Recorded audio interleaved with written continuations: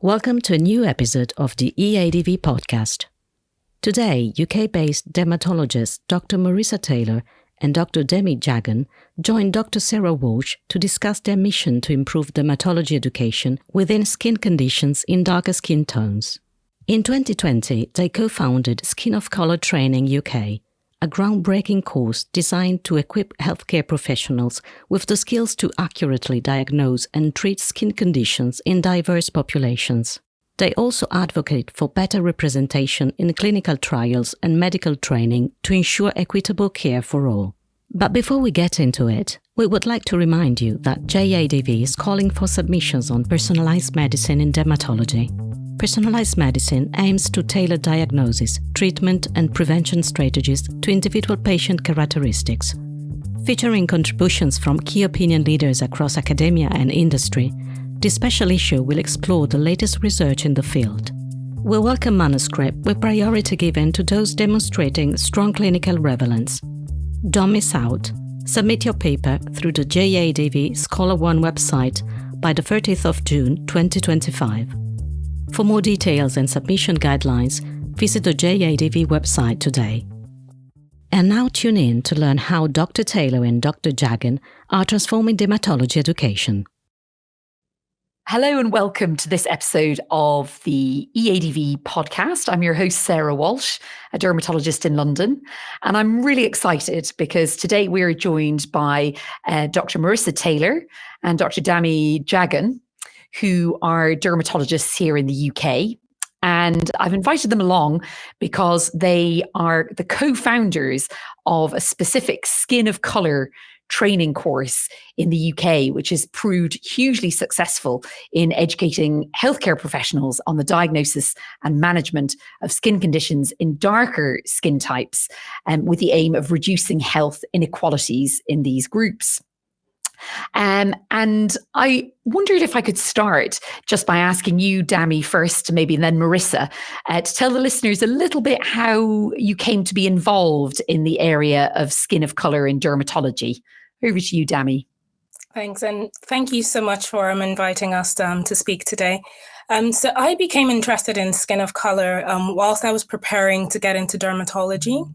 So I was doing my core medical training at the time, and I just always kind of asked myself that question: is there any element of dermatology or aspect that focuses on skin of colour? So I essentially just did a random Google search, and I came across the Skin of Colour seminar series, which is an annual meeting that they have in the US in New York. So I took myself there. I attended a couple of their meetings and just thought that what they were doing was absolutely fantastic. And I hoped and wished we could have something similar in the UK. And I guess that wish came true in 2020 when Skin of Colour Training UK began. Fantastic. So we were a little bit behind the curve in the sense that the US already had some form of training. And Marisa, what brought you to this area of dermatology? My journey really started. So my undergraduate was at the University of West Indies in Mona, Jamaica. And so I did probably a year of junior residency in dermatology before I came to the UK for my training. And so my background, I didn't initially realize that there was a need for skin of color training because I'd come from a country where all skin of color, and therefore we are, by virtue of exposure, we're all experts in managing skin of color. And I think the paradigm shifted when I realized that not everyone was as gifted as I was to be raised in a majority Black population. And therefore, it was a lot easier to recognize very common skin disorders. So Dami came and we had a chat in 2020, and she had this wonderful idea. And to be honest, I think since that time, we've really tried to upskill the rest of our colleagues who have not had the benefit of practicing in a country where you have majority skin of color. And I'm just hammering on this just for a little bit, because when I speak to my colleagues in the Caribbean, they don't consider skin of color to be anything special, because that's what they do every single day. Every dermatology day is a skin of color day. So, but it's the United Kingdom is my home, and it's very important for my family to be treated well, for my friends to be treated well, and therefore Skin of Color Training UK, which we've both co-founded, is such an integral part of any dermatologist practice. Fantastic. Well, sounds like a wonderful collaboration in the sense that you, Marisa, brought the expertise and Dami had recognized the need, and you brought these things together to create the course. So fantastic. Congratulations. Thank you. As well as education, we wanted to focus this podcast discussion on the representation of skin of colour in clinical trials. And this is something that was perhaps raised to a slightly higher level of awareness during the COVID pandemic, when it was noted that different ethnic groups had different responses to both the infection itself and to treatments. And I wonder if I could start with you, Marisa, by asking you to tell the listeners a little bit about the current trends for participation by patients with skin of colour in clinical trials in dermatology. Well, for clinical trials, particularly in the US, as Dami explained, they're a bit forward in the curve of making sure that there's increased diversity and recruitment of people with darker skin types. And in 2016, the FDA mandated that they needed to have demographic data within all of your trials. And since then, as a result, trials have been particularly getting better at having a representative amount of or percentage of people who are recruited to studies. There's a very nice JEADV paper, I think it was published in 2021, 2022, and it showed that they have up to an 87% recruitment of underrepresented minorities. However, when you go into the nitty-gritty, it's interesting to see that Black and African American recruitment is still below par. It still doesn't compare with the percentage of patients that make up the American population. And I am sure that this is the same across Europe and the United Kingdom. We also have a target here in the United Kingdom and European studies to target ethnic minorities. And it's a real struggle to get the numbers. A lot of work to do. And I mean, maybe Dami, I could bring you in here. There's obviously some historic reasons for this reluctance on the part of some societal groups to participate in clinical trials, and not necessarily defined by skin color, but gender orientation, faith orientation, socioeconomic status. Could you perhaps remind our listeners of some historic events that might have sowed the seeds for this mistrust? Yeah, so I think the one that's quite chilling is the Tuskegee syphilis experiment. So this was actually a study that took place over a long period of time, so between the 1930s to the 1970s. So we're talking about 40 years. And, what's really sad about this was that 600 African-American university students, these are, men that had their whole future ahead of them, they were recruited for the study, and 399 of them were actually found to have syphilis. Now, the problem was they did not tell them of the diagnosis. And we know that in the 1940s, penicillin became available. So there was actually treatment for syphilis, which these men were not given. And in the end, about a third of them, about 128 of them actually died from syphilis or its complications. And, we've come to know that there was no informed consent in this trial. And obviously, you can imagine that this would have led to a huge distrust in the medical system, when it comes to research, especially amongst African Americans and even beyond there, even to other countries and ethnicities as well. But, even though, we've talked about something that's quite heavy, I think it's important to put a positive spin on it, which is, it's impossible to have those kind of trials today. Informed consent is mandatory. They're very strict ethical guidelines. And I think that's something that's really important to inform communities who might still have some of these hang-ups. We are getting better. Mm-hmm. So really an unspeakable and unthinkable tragedy. And, as you say, at least nowadays, ethical approval is a mandatory part of clinical research, and therefore hopefully can avert these sorts of mistreatment.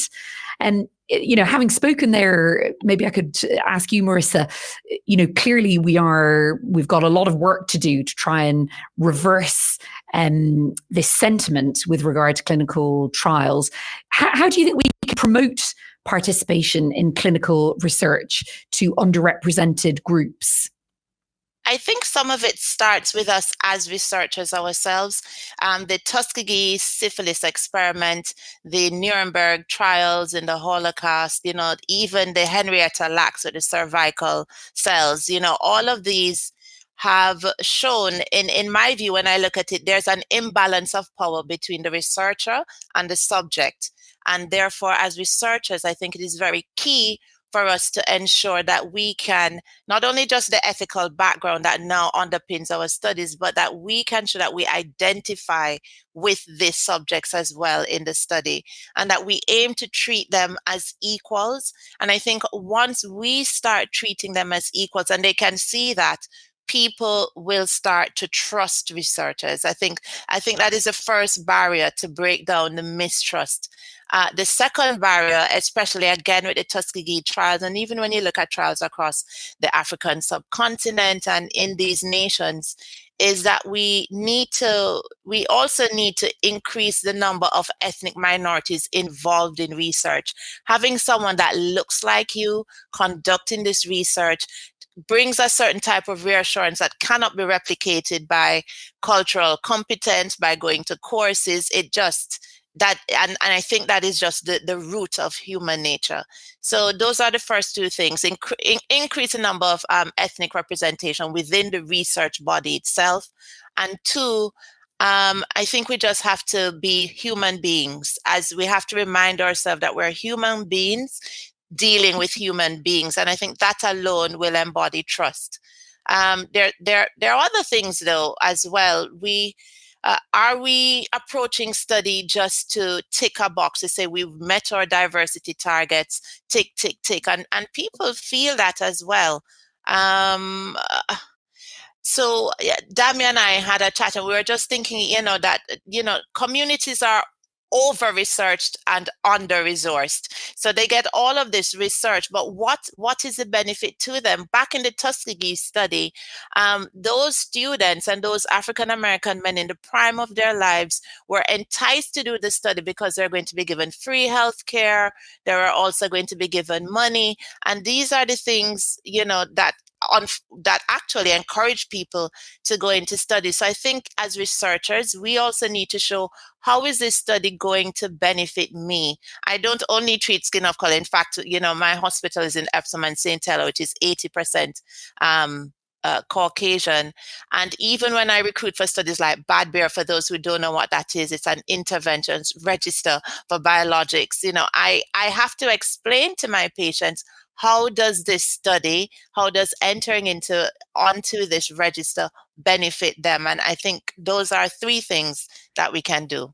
That's fantastic. And so really communication, and also, having a broader diversity in the people conducting the research. And of course, that is a huge challenge, because that's going back many further steps to schools, to medical schools, and giving positive role models all the way along, so that underrepresented groups, however they are in the minority, as we've already mentioned, faith, skin of color, gender orientation, so that everybody feels that that is something that they could potentially do. Huge amount of work to be done. But in terms of what we might be able to achieve in the short to medium term, Dami, perhaps I could ask you, presumably one part of the solution to redressing the imbalance lies in the educating of dermatologists of today and of the future, and giving them the clinical skills and the language that they need to discuss these matters with patients. And clearly, the listeners today will all be in many different countries with different curricula. But Dami, you could speak to the curriculum that we currently have in the United Kingdom on skin of color. Is it an area that's adequately addressed, in your opinion? So I guess, because I'm in my final year of training. So when I came into training, the curriculum was undergoing a revamp. And I believe in 2021, skin of color was actually added to the curriculum.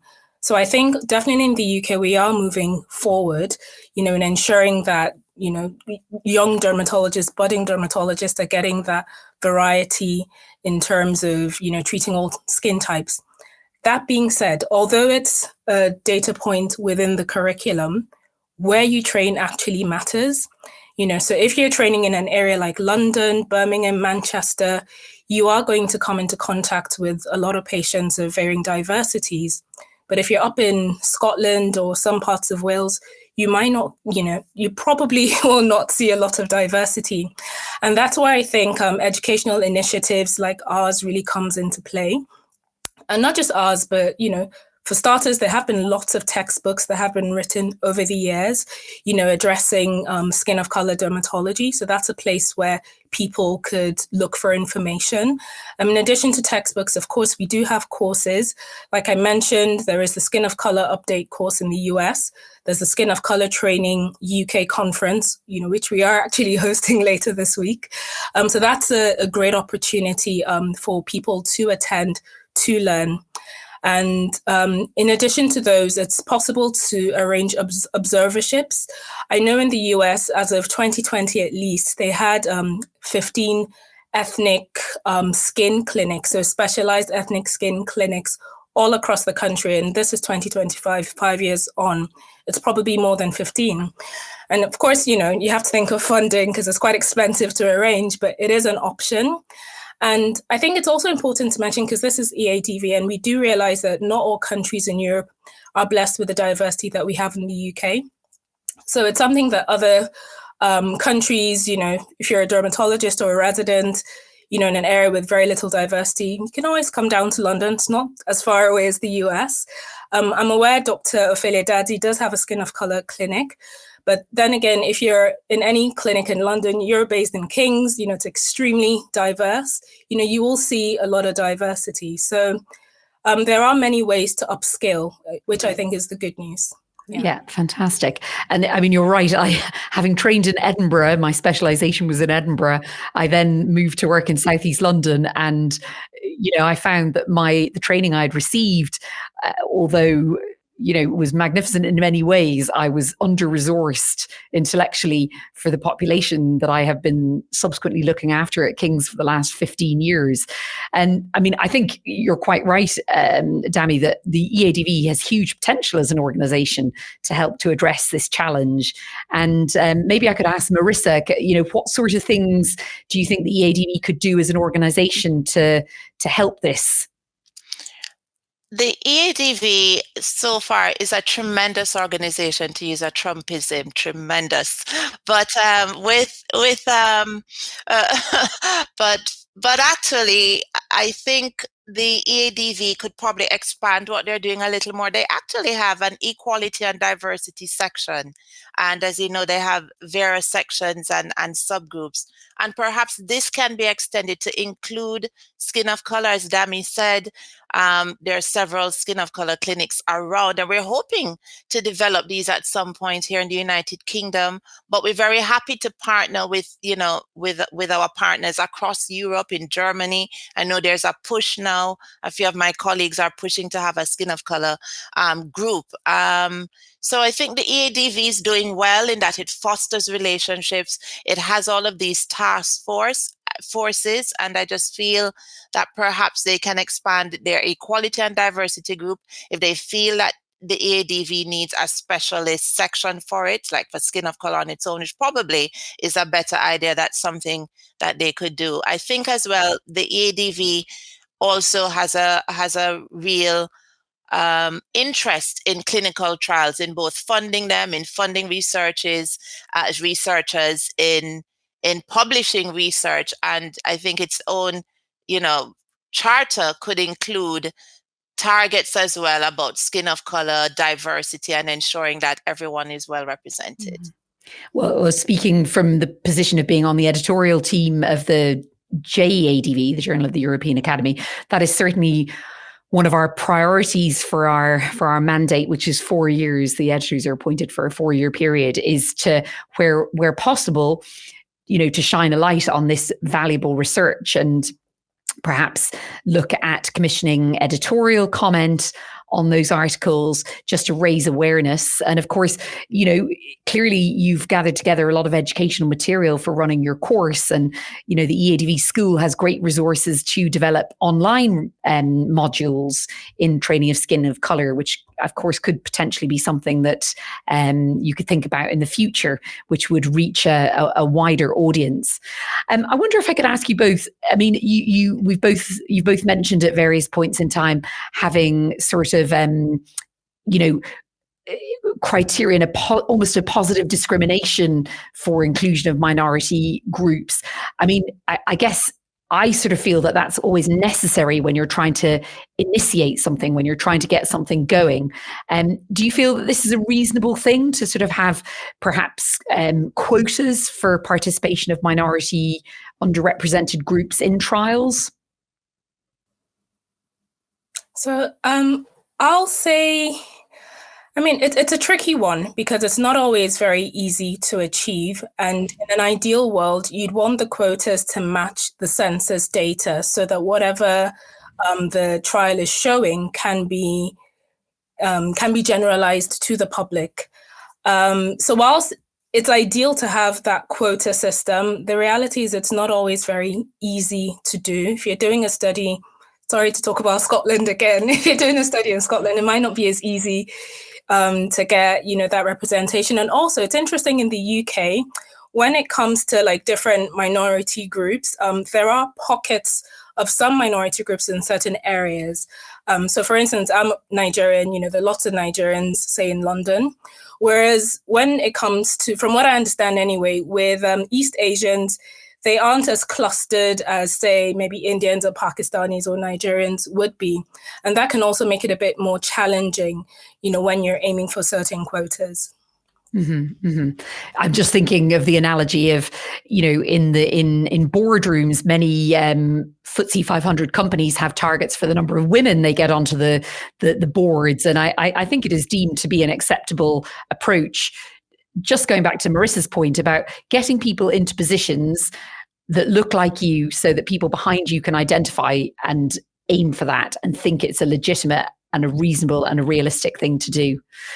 So we're coming towards the end of our time together, which has been such an interesting discussion. Perhaps I could ask each of you, beginning with Marisa, to give us one cause for optimism in this area as we end the podcast. There is a lot of cause for optimism, Sarah. I mean, we're having Skin of Colour Training UK this week, and the room is full, Sarah. So the optimism is that people are hungry for this knowledge. They recognize the gap. They're very keen to upskill.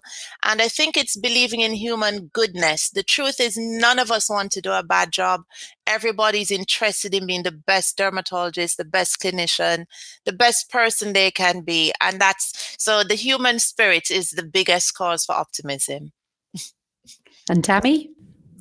I'll say, given the fact that we've been able to recognize the need, I think recognition is very important because it means that we can put things forward to close the gap. And, I believe that as with such initiatives as, teaching, training, amending curriculums, we will eventually close that gap. It's actually my goal, my hope that in, say, 10, 20, 15 years, skin of color is literally just part and parcel of medical education all the way from medical school to training, just all the way, so that we don't necessarily have to have this separate thing. My goal is that eventually, it's just ubiquitous, so to speak. Yeah. I think that's something we can all get behind. Yeah. So it just remains for me to thank you both so much for taking the time to join us today, for preparing such interesting and engaging information. Dami, Marisa, thank you so much. Thank you. Thank you so much. Thank you. We would like to give a special thank you to all our listeners. If you haven't already, make sure you subscribe on Apple Podcasts, follow us on Spotify, or otherwise find us on any major podcast provider. We appreciate you joining us and look forward to presenting more interviews, research, and other topics of merit. Until the next episode, take care of your skin.